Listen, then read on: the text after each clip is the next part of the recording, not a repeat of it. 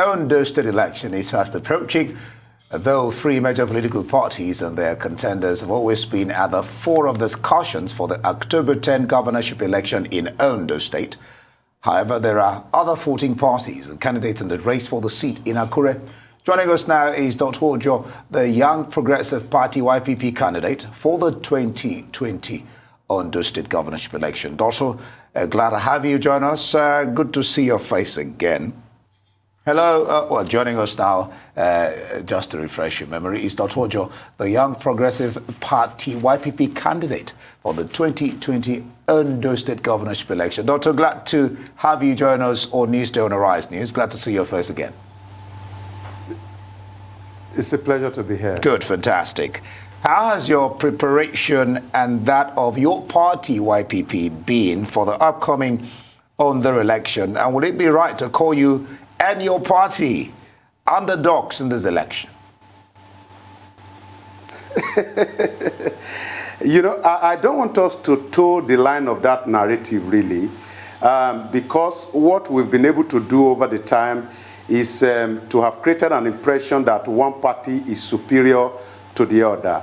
But in reality, it's not a contest of political parties, really. It's just people that are coming together to see how they can make their lives better. And if you call us an underdog, maybe because our party is relatively new, we're just 3 years, and the person, the candidate of the party, I'm talking about myself, this is the first time I will be contesting in any election, but that does not mean that we are not in a very good position to win the election come October 10, 2020. Well, Dotun, you are pretty young in age and in politics, I must say. How do you plan to rule such a state as Ondo with little or no experience at all? You see, when you talk about political experience, it's something that over the time it has continued to give us the same old result. And that is one of the reasons why we came up, because we really wanted to disrupt the entire system. Now, you cannot be praying for something new and be following the old path, which is what an average politician has done over the time. So if you want a fantastic result, you will not go through a familiar road. So if you say, I am young, at 38, though INEC says I am the youngest of all the candidates, but I doubt whether a 38-year-old man is actually too young to become a governor of a state in a world where 30 and 25-year-olds are ruling their nation. And like I said, we are not bringing experience into politics. What we are bringing into politics is innovation, because we believe that 21st century is not a century of experience. It's actually that of innovation. If experience has been so good politically, then Nigeria today should have become a paradise of sort, because we've had people ruling us from the point of 1982, still ruling us at this point in time, and the only credential they have is experience. But if experience is that good, then we should not be where we are today. We are talking about a country today where gunmen are trying to overtake a state, an entire state. We are talking about Ondo State today, where going to school has become exceedingly difficult, if not practically impossible. We are talking about Ondo State today that maternal mortality has actually increased. We are talking about Ondo State today that civil servants are finding it very difficult to feed. This is the kind of state we are talking about, and the number of people that are ruling the state as we speak now are experienced politicians. So I think it's high time we changed that from experience to innovative politician, and that is where we are standing as we speak. Doctor, innovation is fantastic, but I'm not going to engage you on the experience matter, because I doubt whether you believe what you're saying about the experience. You know that you need experience. I mean, you can learn by two ways, wisdom and experience comes in handy. But like I said, I won't engage you on that. The voters will engage you on that. I don't know who advised you, I didn't, to run for governorship. Wouldn't it have been a better idea, you know, if you had started small, maybe councillor, local government chairman, or even House of Assembly, governorship? I don't know.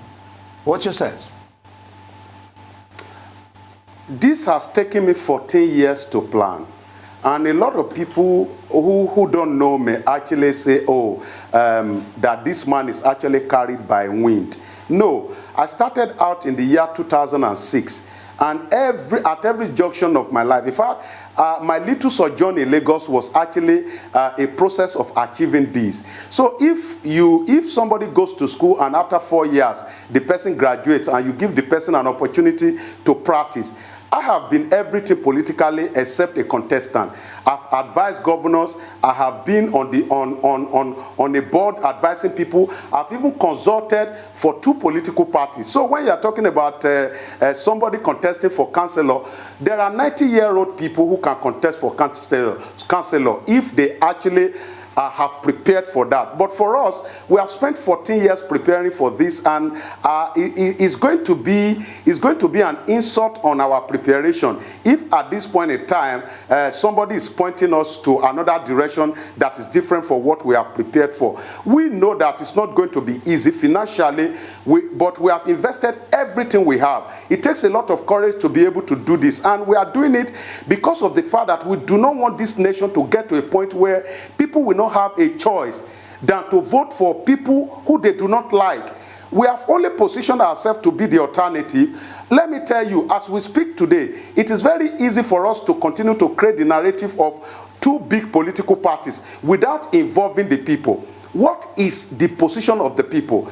As we speak, I have gone around the local government and I've seen that in fairness, that people are not in tune with the ruling class in both these 2 political parties. But what have we done? We have only positioned ourselves.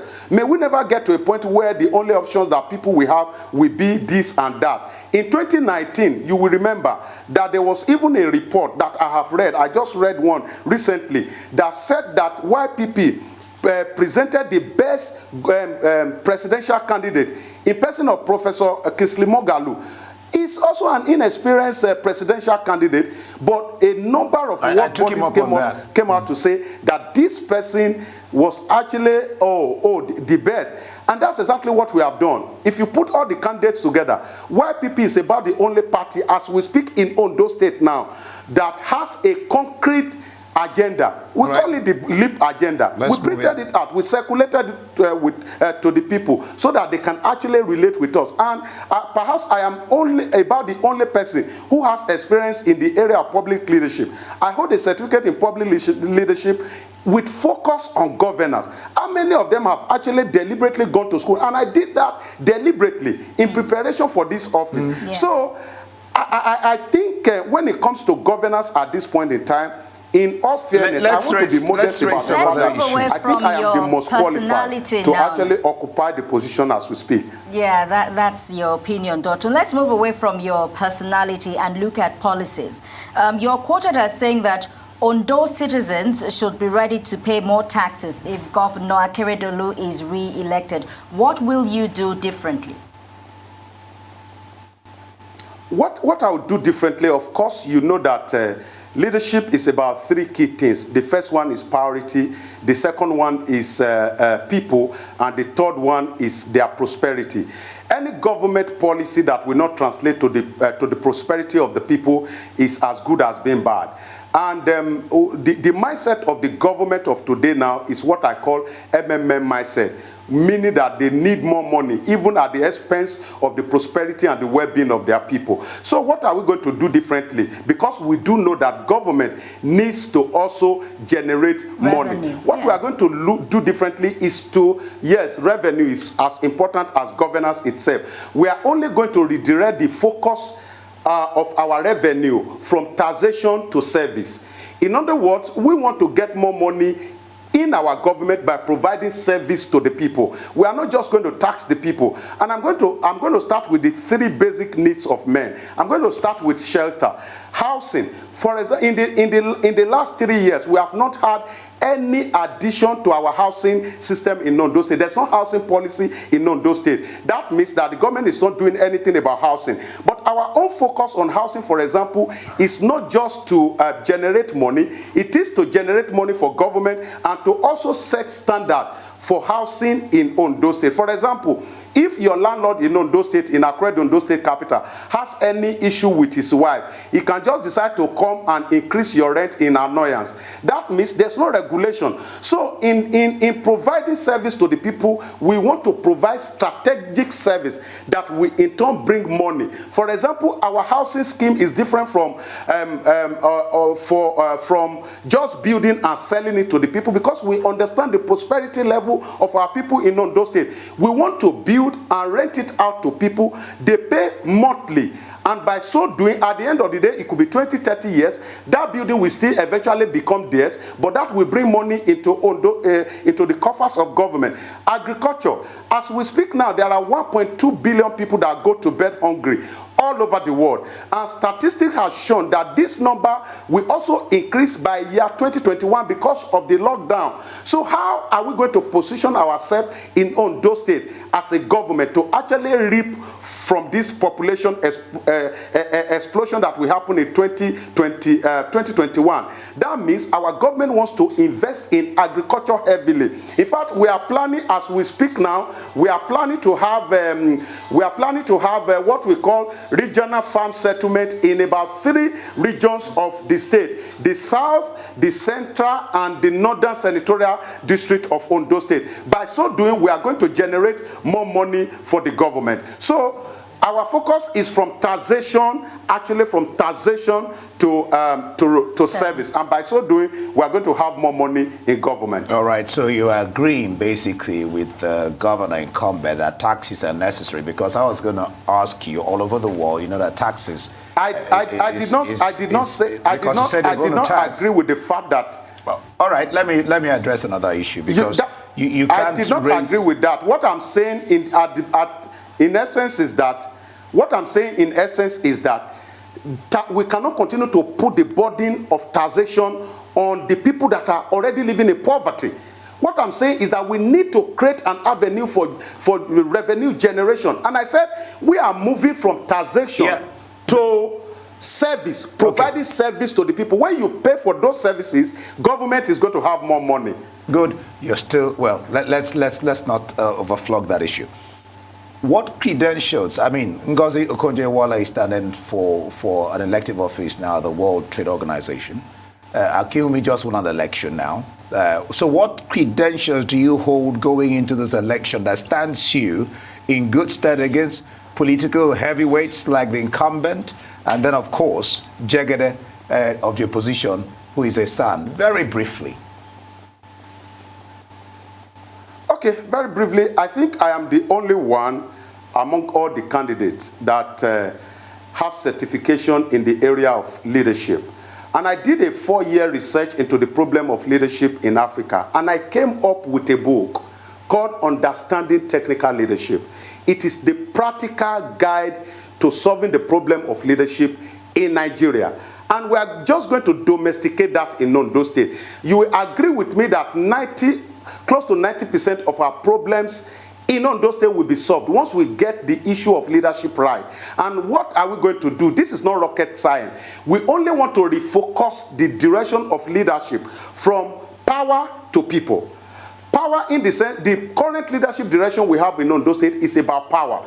I've said it repeatedly, where the father wants to be the governor, the mother wants to be the deputy governor, the son wants to be the chief of staff in practice. So what we are going to do is to just redirect that from power to people and put people at the center of leadership purpose in Ondo State. Dotun Ojon, YPP candidate, we wish you the very best. Thank you for joining us.